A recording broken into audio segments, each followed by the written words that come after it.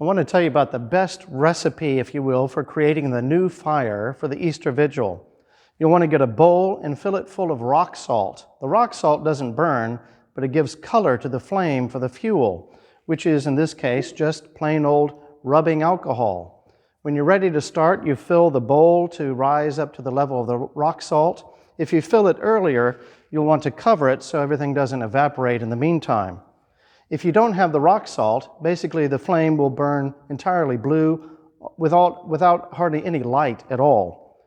To strike this, you want to get a flint from your camping section of your local hardware store or Walmart or something like that, and simply create sparks over the bowl. Immediately it will ignite, and it will burn taller the wider the bowl. And basically it burns without any smoke whatsoever, so it can be burned indoors.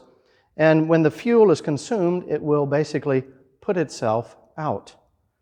A very effective new fire.